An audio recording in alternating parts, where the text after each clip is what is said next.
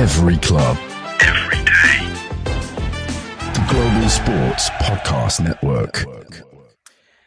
Hello all and welcome back to Daily Palace Podcast, brought to you by the Global Sports Podcast Network.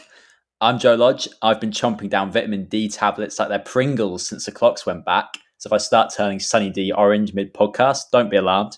With me today is Finn Bowden. How you doing, Finn? How's it going? So you're basically saying you're in danger of becoming like Donald Trump. You're slowly turning orange. Yeah. But I think this is a better way to do it. You know, he would be a much less aggressive man if it was vitamin D overdose that was doing it for him. Basically, overdosing on happiness rather than you're too nice a fella, Joe. Get me in the White House. I think that'll be the key takeaway from today's episode. Also joining me is Dan Tanner. How's it going, Dan? Do you support my candidacy for president? I'm all right. You as president could be quite interesting, but just sort of you go turning orange. I had the visions of the older Sunny D problem back in the late 90s. If you guys are old enough to remember Sunny D. I think it was misrepresented. I bought it recently, but they've changed. They've changed it. It was totally healthy until it had more sugar in it than a Coke in. It was totally healthy. And natural sugars, man. Natural sugars. It's all good. Sunny D, if you want endorsement on the podcast, please come to me directly. Today we will preview Palace's League Cup round of 16 fixture away at Villa, which is on at 7:45 tonight if you're listening on Wednesday. We'll also finish off with a themed quiz, as is so often the case when I have the reins. Palace take on a Villa side who mean business in the League Cup. They're flying in the Champions League, and their keeper, Emi Martinez, has just been recognised at this year's Ballon d'Or ceremony, receiving the Yashin Award, which is, of course, given to the world's most annoying player every year. So a deserved winner there in Emi Martinez, if you ask me. How would you like to see Palace approach this game, Finn? Well, I think obviously we got our first win of the league on Sunday against Tottenham, and Tottenham are no mugs. They're like a really good football team with good players and good coaching, and I was pleasantly surprised that we managed to get 3 points against them. But the team definitely earned it. I feel like we were saying in the podcast yesterday, there's definitely been a switch of mentality, and I think the story of Crystal Palace this season has been almost but not quite, if that makes sense. There's been things there's been good signs, but it just hasn't been quite enough. And I think Aston Villa are a really good team. I think Aston Villa, I'll be honest with you, are one of my favourite teams actually to watch in the Premier League when I'm not following Palace, just because I'm a big fan of Unai Emery from his career in some Arsenal fans will laugh and or PSG fans will laugh, but I think he's a very, very good coach. And I think was unfairly criticised and unfairly sort of painted as being a bit of a like a nobody when coaching in both those teams. But he's really well respected, for example, in Spain, because he's very good, ironically enough, at cup competitions as well. And to get Aston Villa into the Champions League like last year was a really amazing feat on his part, especially when not that long ago I remember Aston Villa were in the Championship. So they've really their progression over the last few years has been rapid, so to speak. They've got some really exciting players as well. So I think what Palace have to do in terms of a bit like on Sunday is they just have to know how to contain those players. I think it's going to be really pivotal, the relationship with the back three again. And I feel like if they play well, everything else will fall into place. We've been a bit toothless up front so far this season, but I'm so happy to see Jean-Philippe Mateta sort of take that lethal edge back. And I feel like also the most pivotal thing for us is Eberechi Eze. When he plays well, the team plays well. He's so pivotal for us, and I feel like the team really plays through him. And you can see he was really hungry on Sunday. He really wanted a goal, which was quite nice. I think you'd seen, like, not just him, but other players had sort of heads had gone down when we'd conceded goals in other fixtures. So I'm hoping just for the game tomorrow that it'd be nice to see a few of the youngsters put out. I'd be very surprised if it's a full strength squad. Maybe Glasner wants to keep the momentum going, and maybe he wants to do well in the cup. But also I'm quite conscious of things like injuries, and we've already had a couple of injuries in the last fixture. For example, Ismaila Sarr and Jefferson Lerma were taken off because they received knocks. But I think he'll put a fairly strong squad out. But I think it's going to be a case of, I think it'd be a really good opportunity to blood some players in and see where we go from there. Yeah, those are certainly the noises that Glasner's making, are that he's in the mood to attack the competition. It's quite rare that you see a manager actually say, we don't want to win the League Cup, but they often end up talking about fixture congestion, this, that and the other, which is a slightly veiled way of kind of making that point that this is not the priority for us, isn't it? And that wasn't Glasner's message at Seaman's press conference today. Was every game of football is something he wants to win, and round of 16 is not a bad position to be in. Palace could do something in the cup with a few good performances. I think you make a good point there about old Unai Emery. I think it's nice to see this after his time at Arsenal, where he became painted as a clown for having a sort of slightly funny accent in a press conference and stuff like that. He could have been remembered could have been one of these managers who's revered all over Europe and just remembered as a bit of a joke in Britain unfairly, and he's come back and put that right to bed. And yeah, most impressive manager in the league. I want to just quickly make a point of that. That really always really annoyed me, the fact that people mocked his accent, because I as someone who's done this myself, I challenge any of those people to go and learn another language in a short space of time, and it's actually one of the hardest things to do is change your accent as well when you're speaking another language. So yeah, funny to some people, but I thought it was really irritating. So I'm I think no one's laughing anymore anyway. Not that they ever should have been, because he's just done an unbelievable job at Villa. It's a really good point you make, that I think because their squad's pretty good, people forget the position he took them over in was relegation threatened, really, and he immediately turned them into one of the form teams in the league, got them up into... parte del Global Sports Podcast Network, il solo network che vi porta quotidianamente notizie e opinioni sulla tua squadra preferita. Okay. Sulla Premier League, sul calcio femminile e sul fantasy football. Un'esperienza unica che mette i tifosi al primo posto, portandoti le ultime... I'm not sure where this has come from. Seguici ovunque ascolti il tuo podcast e fai in modo che sia il primo ad ascoltare il nostro podcast ogni giorno. Global Sports Podcast. Perhaps also a fan of the great Unai. We had an unexpected interruption there from our Italian counterparts. It's a good time to say, if you are an Italian speaker, there is an Italian daily podcast, part of the network, covering all things Premier League. So it's very good. Apologies for the interruption, but I hope it was a chance for everyone to work on their language skills. I've lost my train of thought. I was praising Unai Emery.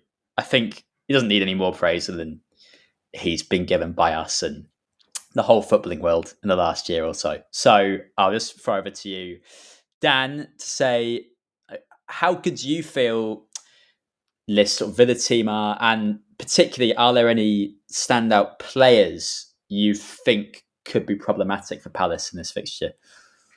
Well, I will take the Villa team very seriously. They are punching well above their weight for where they usually are. It's been a few years of slowly getting better. They built very much a team that I think in the style that Parish kind of wants to do, get very sort of good players on a reasonable price. And it's probably a model that a lot of the Premier League is kind of taking notice with, because it started doing it with like Brentford and Brighton, things like that, have just sort of slowly got a team together that's actually quite formidable. But sort of the danger men for Villa, you can't ignore Ollie Watkins. He's a guy that's on form. He's a sort of one of the sort of top strikers in the country at the moment. He might not be in total sort of consistent goal scoring form, but he's always that threat up front. You've got McGinn is always solid in the central midfield. The dogged Scotsman that he is came out very much like Ollie Watkins, came out of nowhere and just showed sort of the Premier League that you don't have to be from one of these big clubs to do well. You don't have to be Brazilian. You can be Scottish and you can still make yourself a nuisance. And you've got Unai as well, who I was watching very much, took notice of him in the Euros playing for Belgium. He was one of those guys that was around constantly, just very big, very strong, very, very quick on the ball as well. He gets stuck in a lot, and he can whack the ball given half a chance. I think he scored a bit of a worldie in like the first game of the season. I think that curved top corner goal. So he's a guy you always kind of have to watch out for. But this is also taking into account if they actually play their full squad, because they are kind of still plugging away at the Champions League, which I think they're at the top of the revamped Champions League without conceding a goal as well. So they could be pretty tasty. They are competing at the top level of the league now as well. They're, I think, equal points. They're basically at the top end. So it's still very much which Villa comes out on the League Cup, because, well, they might not take it that seriously, but they might be taking it a bit more, because I don't think they probably don't have delusions of grandeur of actually winning the Champions League or anything. They're probably there to let's see how far we can get and see if we can't make some noise.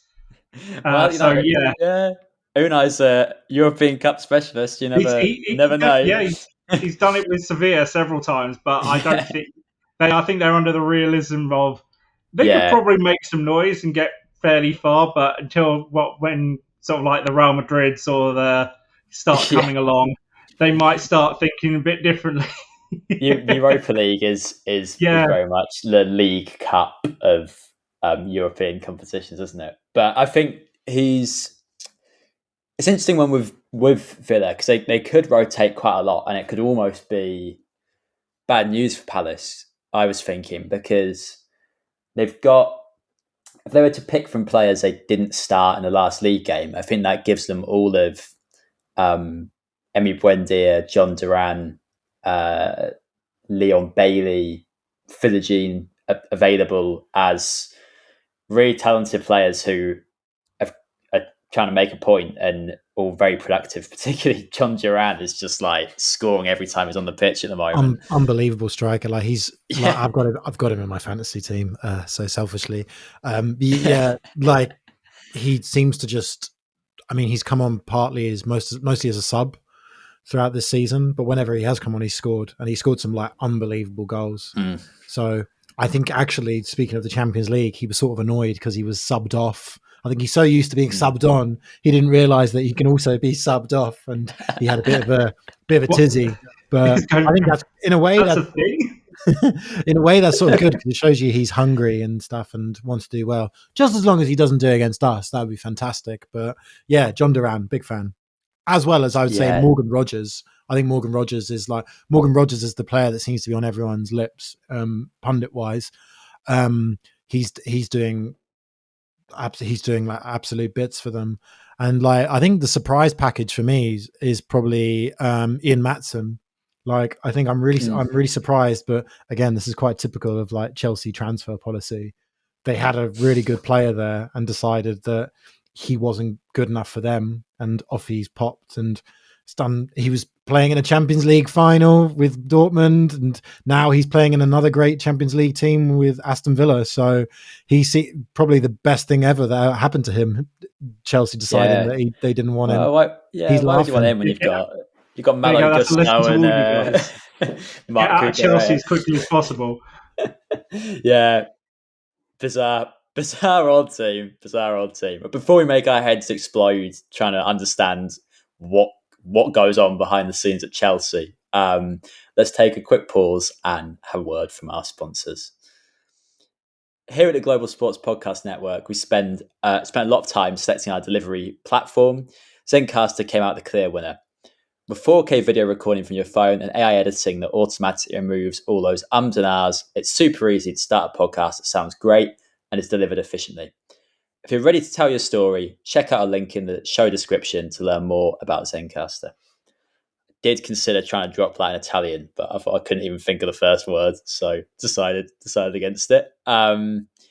Picking up our discussion on Villa Palace in the League Cup.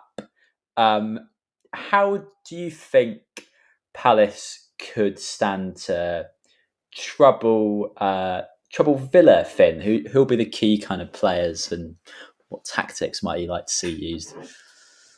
Well, I think a bit like Palace, actually. I think they've got quite a similar setup in terms of the formation and the way they play. They seem to really rely on their wing backs. They have players like Luca Digne and Matty Cash and Ian Maatson. They sort of rotate between those guys who like to push forward and try and get balls into the box for players like, as Dan was saying, Ollie Watkins to get on the end of. And they've got some really instrumental midfielders as well in terms of, I've always been a big fan of Yuri Tillemans and John McGinn. If you follow the Premier League for the last few years, you'll know who John McGinn is. John McGinn is like a known quantity. He's like a really good player. Leon Bailey as well, very technically astute, and Ross Barkley as well. Again, sort of like is had sort of like a second. I don't know the expression. Like he's had sort of like in the last few years after being written off again, going to Chelsea. After that, he sort of has played for Luton. He's now in playing for Aston Villa. He sort of had a revival of his career and is playing really good football. Players like Jacob Ramsey as well, and Boubacar Kamara, who I was a big fan of at Marseille. And I think the Marseille fans were really disappointed to lose him because he's a really instrumental midfielder. I feel like the key is going to be, one, our back three sort of shutting down Ollie Watkins and not giving him anything to bite or feed on in terms of chances and things like that. But also just our midfield. As much as I like to criticize Will Hughes, he did a really important thing on Sunday when he came on, which was, as great as it is to have technical players like Adam Wharton and Eberechi Eze sort of pull the strings in midfield, Will Hughes is very, very good at breaking up play. When there's a break or when there's a chance for the team to sort of start their build-up play, Will Hughes is very good at clattering someone or just getting in the way, which is sort of like a understated skill. And I feel like he'll probably be used again, I imagine, tomorrow night to sort of have that role where he's just sort of the disruptor, sort of make life difficult for them. And then players like Adam Wharton or Eberechi Eze can take the ball and move it forward. I'm glad that players like Munoz as well he had a much better game on Saturday. I still feel we're not getting the same sort of attacking potency from him that he necessarily gives to the Colombian national team, for whatever reason that is. And that's maybe something for Glasner to do, is to work out how he can get the best out of Munoz attacking wise. And also, I think he could probably learn a little bit from how Tyrick Mitchell does his defensive duties on the left side. Tyrick Mitchell is very sound defensively in that wing back role. And whilst I'm a massive fan of Daniel Munoz, I feel like the one thing he's going to have to really do, especially with a team like Aston Villa, is to really shore up that right-hand side and make sure that nobody gets past him. And it's a lot to ask for a player. I think it's probably one of the hardest positions to play actually in a football team as a fullback or a wing back, because you're just running constantly. And it's a real physical toll, that position. So you'll never find me playing there. But yeah, no, I feel that's going to be the key sort of areas. Just sort of the back three shutting down players like Ollie Watkins. The midfield, sort of doing their best to disrupt the potency of the Aston Villa players in those positions. Your John McGinns, your Morgan Rogers, Amadou Onana's, whoever's playing, and then sort of in terms of our attacking potency, it'd be interesting to see if Glasner opts to go with Mateta, have the big guy up front, sort of haranguing them and sort of doing that highlight like we were doing against Tottenham on Sunday. I was amazed by that, by the way. I thought we were going to get nosebleeds. We were so high up the pitch, but it worked. It was really good, really astute managing and coaching by Glasner in that sense. Or whether he's going to go for Nketiah, or maybe a combination of both, because I feel like Nketiah is maybe a bit technically more gifted than Mateta, and is a bit more of a poacher, I would say, than Mateta is. And it'd be really nice to see him get a goal, actually. I know he has got a goal. I think he scored against QPR in the Cup in the last round. So it'd be nice to see if he can add to his League Cup tally. So we'll see. Yeah, I think you highlight the right areas there. The fullbacks / wide players, I think, will be massively important for Palace. The way that Villa defend is typically quite narrow.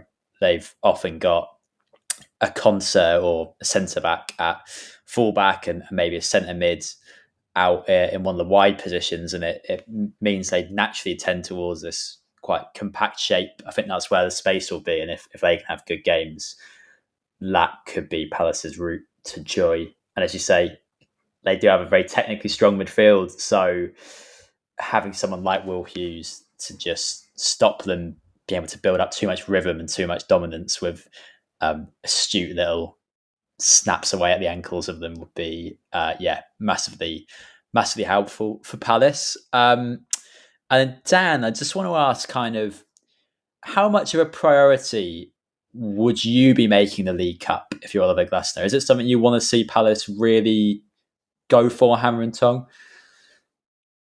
I'm always for getting as many trophies as you possibly can, so this is probably not the question for me. But as we've only just got our first win of the season and it's 9 games into it,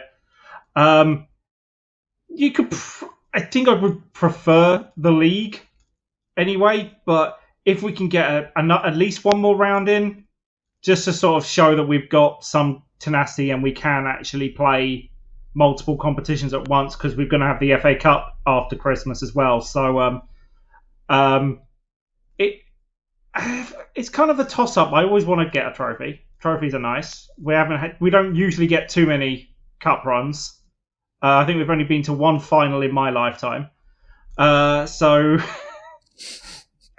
I will take it. Any cup run is always great. So that's my thing of it. Really, I want to get cup run. So go for it. Win as many games as you can. I like Glasner's attitude to it as well. We're going to take it seriously. Every game is there to be won. So why not give it 110% every time? We don't have the luxury of the Chelseas and the Cities of putting out a third string team of world-class teenagers. We don't have that luxury. So not yet.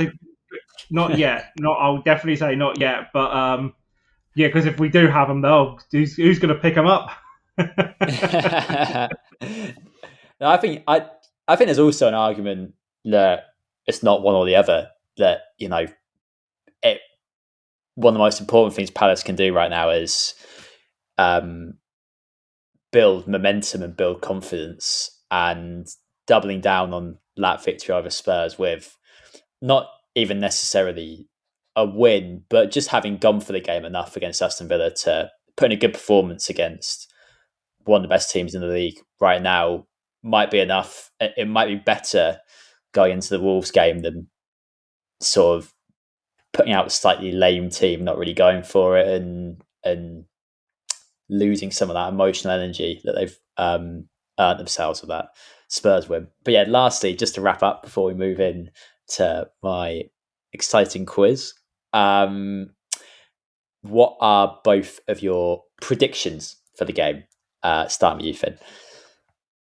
I'm going to be optimistic. I'm going to say 2-1 to Crystal Palace. Yeah, nice. I'm going to say 2-1 to Crystal Palace. I'm going to also say Eddie Nketiah will score one of those goals. Love I it. reckon. Love it. And you, Dan? I'm going to go for a very dogged 1-0 victory to Palace. If we play anything like we did against sort of Spurs, where we got a little bit lucky in defence in some cases, it could be fun. But I'm going for the 1-0. We're going to shut up shop and sort of defend like our lives depend on it. I like it. I'm seeing a 1-1 and anyone's game and penalties, because it's straight to, there's no extra time, is there, in the League Cup now? It's straight to pens, no replays. So now, yeah. I think they should do that for all those competitions. Like, if you think about how much football there is throughout the year, and like just from a selfish point of view, I've got stuff to do. I haven't got time to watch another 30 minutes and then penalties. Just like as you said, just get on with it. Just go straight to the pens. I'm much more of a nurture the pyramid, scrap the Champions League guy. That's my I seem to remember them doing that in the Japanese league, going straight to pens regardless of the score in the league. They just went straight to pens. There were no draws. It's just like, we're going straight to pens. I don't remember if they do it anymore, but they used to. They know that what's would increase like Japanese have Jorginho's just got it down. They know what's what. Yeah. Right, I think they should either do that where it goes straight to pens, or they should bring back golden goal. I loved golden goal. I like golden goal. I thought golden goal was amazing. I love that. Yeah. It's so nerve wracking. It's the equivalent of like when you do like 5-a-side and like you do last goal wins. So you could be getting absolutely battered for like an hour, and then you just get a cheeky little goal at the end. I want old school golden goal, no time limits, and not even breaks to sleep if need be. Like, if the goal's not going in, we're looking at 3 days long football release matches. That's another thing. Just release more balls. What they should do is every few minutes, multi-ball. Just multi-ball. We'll start. We'll spitball. Hey, we'll spitball some ideas. We'll come up with workshop it. If anybody from the FA is listening, we are open for consultations. All right. Well, on that, let's have our last ad, and then get this quiz done and wrap that podcast up. This podcast is part of the Global Sports Podcast Network, the only network bringing you exclusive daily news and views on your Premier League team, the Premier League, women's football, and fantasy football. A unique listening experience that puts fans first, bringing you the very latest breaking news from your team. Subscribe wherever you get your podcasts and make us your first listen every day. Global Sports Podcast Network, every club, every day. All right, so it's time for a quiz I have titled Sarr-Spangled Bannan. I don't want to encourage reward revision, as someone who drove himself sick with worry over his GCSEs and A-levels. So rather than the predictable Villa Palace quiz, I've kind of a US election special. We've got 4 questions. It's the usual rules of you get to just choose a number between 1 and 4, and you'll get a question that corresponds to it. I'm going to allow stealing this time to try and drive the scores up a bit in these quizzes. So if you get it wrong, your opponent will have a chance to steal. Starting with Finn. Give me a number, 1 to 4. What do you want? I'll go for number 2, if that's all right. Number 2. Okay, so number 2 is, in 2008, the US electorate chose to replace George W. Bush with Barack Obama. Another charismatic leader was working his magic in South London at the same time, with Neil Warnock guiding Palace to a 5th place finish in the Championship in May of that year. What I want you to tell me, Finn, is 2007-8 season, 5th place in the Championship under Neil Warnock. Who was the Eagles' top scorer that year? That's a very good question. I want to say... I'm going to go... I should know this. 2007, 2008. I feel like Andy Johnson had left us by then. So I'm going to go with... I'm going to say Alan Lee. Is that correct? Alan Lee, is that your final answer? Yeah, go on. It's probably wrong, but... I'm afraid it is not Alan Lee. It's Clinton Morrison, who scored 16. All 16 in the league, I think. Sorry, Clinton. I was surprised he was still there. I was a bit surprised. Okay, Dan. Oh, sorry, Dan. I didn't give you a chance to steal that one. Yeah, no worries. It's fine. I was wrong anyway. I was thinking it was Glenmore. Okay, fine. Good. No, I'm done. Can you give us, from, so 2's been taken. So give me 1, 3, or 4, please. What would you like? I'll take number 1. Number 1. Okay. This is something we've visited before on this podcast. Oh, great. US presidents are often described as leaders of the free world. One Palace legend, Double D, Damien Delaney, once chose 4 leaders of the oppressed world as guests for his dream dinner party. Name them. I am going to have to... You're going to have to give me all 4, unfortunately. All 4? All 4. Wasn't one of them Stalin? I'm trying to remember now. I think wasn't one of them Adolf? I'm afraid that's no. Okay, no. Adolf, I was trying not right. to say the word. Desperately trying to think of not saying it on slightly suspect that was one of his suggestions, and the guy who writes the program. Yeah, probably said no. Okay, Finn, you've got 3. If you can give me the 3, you can steal the point. I believe one of them was Chairman Mao. Correct. So there was Joseph Stalin. There was Chairman Mao. I want to say Genghis Khan. Was that one of them? Genghis Khan is correct. And then one more. Last but not least, Albert Einstein. Was that one of it? Was that the last one? No. Oh, go on. No. Tell me, who was it? Napoleon Bonaparte. Oh, yeah. I don't want any historians of he loves very sort of like militaristic, isn't it? Very sort of militaristic. Yeah, very militaristic. And let's not forget Keith Richards as well. Keith Richards. Oh yeah, well that's just the worst of the worst, then, really, isn't it? That just balances it out a little bit. That's better. Unbelievable. Okay, in that case, so Finn, you have got questions 3 and 4 available. Which would you like? Go for number 3. Okay, so Missouri's John Textor is, of course, Palace's largest shareholder. What I want you to tell me is just simply which of these is not a real business that he's owned.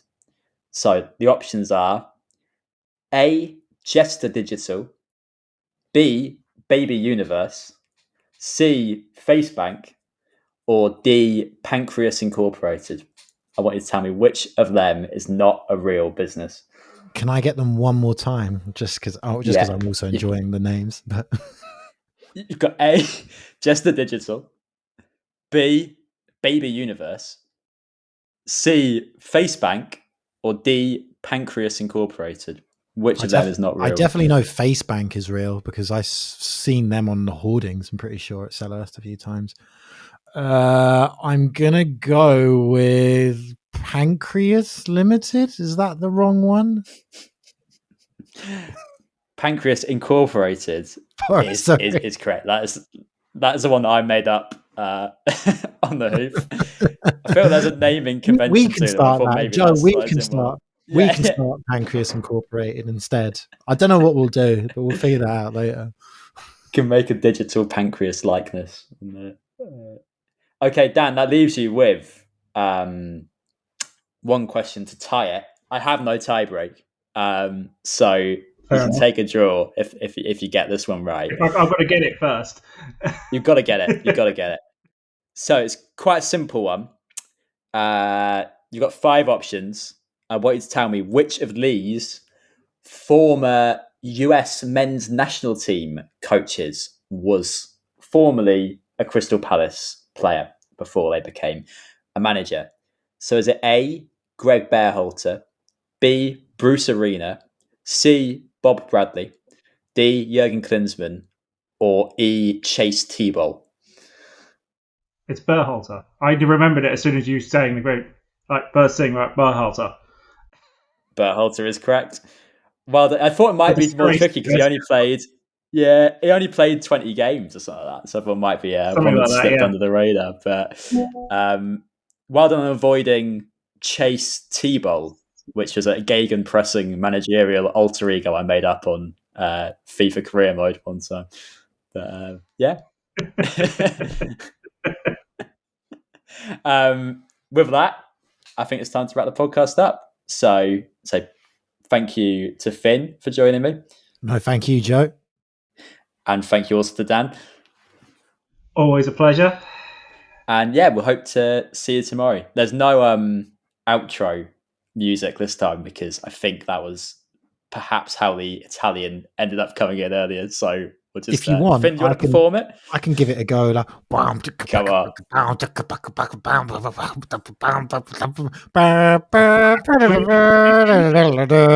Global Sports Podcast Network.